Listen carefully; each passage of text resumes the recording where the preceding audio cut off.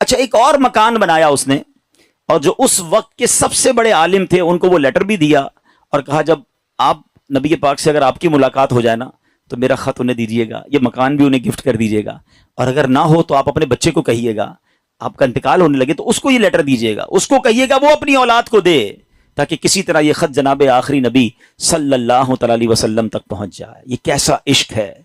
اب ذرا سنیے گا، طبہ اول حمیری کا بعد میں وہ مدینے سے آگے گیا اور جا کے اس کا انتقال ہو گیا۔ آفٹر 1000 years، 1000 سال بعد 12 ربیع الاول والے دن مکہ مکرمہ میں نبی پاک کی ولادت ہوتی ہے، آقا کی تشریف آوری ہوتی ہے۔ نبی پاک 53 سال مکے میں گزارتے ہیں، اور اس دوران حضرت مصعب بن عمیر صحابی رسول ہیں، ان کو پیارے آقا مدینے بھیجتے ہیں کہ وہاں جا کے اسلام کی دعوت دو۔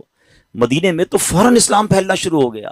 علماء کہتے ہیں جو اتنی تیزی سے اسلام مدینے میں پھیلا نا، اس کی بڑی وجہ یہ تھی جو یہ انصار صحابہ تھے نا، مدینے والوں کو کیا کہتے ہیں؟ انصار۔ مکے والوں کو کیا کہتے ہیں؟ مہاجرین۔ تو جو انصار تھے نا، یہ سارے انہی 400 علماء کی اولاد میں سے تھے۔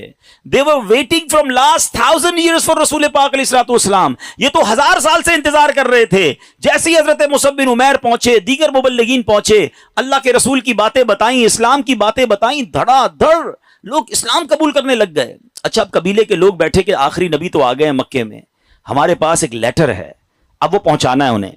انہوں نے مشورہ کر کے، ایک صحابی تھے ان کا نام تھا حضرت ابو لیلہ انصاری رحمت رضی اللہ تعالیٰ عنہ، ان کو کہا کہ آپ جائیے، جا کے مکے میں نبی پاک کو یہ خط دے کر آئیے۔ ان صحابی نے ٹریول کیا۔ جب وہ ٹریول کر کے جانے لگے تو ان کو کسی نے بتایا کہ نبی پاک مکے سے پہلے ایک وادی میں بیٹھے ہیں، صحابہ کرام کے ساتھ جلوہ فرما ہے۔ اچھا انہوں نے نبی پاک کو نہیں دیکھا، نبی پاک نے انہیں نہیں دیکھا، سوشل میڈیا کا زمانہ تو تھا نہیں نا کہ کسی طریقے سے دیکھ لیتے۔ اچھا یہ گئے اس دربار میں، جیسے ہی داخل ہوئے کمرے میں، نبی پاک صحابہ کے ساتھ بیٹھے ہیں، وہ کمرے میں داخل ہوئے، پیارے آقا فرماتے ہیں انتا ابو لیلہ، تم ابو لیلہ ہو؟ وہ شاکڈ ہو گئے کہ میرا نام کیسے ان کو پتا چل گیا؟ کہ جی یا رسول اللہ میرا نام ہی ابو لیلہ ہے۔ فرمایا تمہارے پاس میری ایک امانت ہوگی، مجھے وہ خط دے دو۔ ایک بار اور حیران ہو گئے کہ رسول اللہ صلی اللہ علیہ وسلم کو نے بتایا نہیں، پہلے ان کو پتا ہے۔ نبی پاک نے وہ خط لیا، سیدنا ابوبکر صدیق کو وہ خط دیا اور کہا ابوبکر پڑھو۔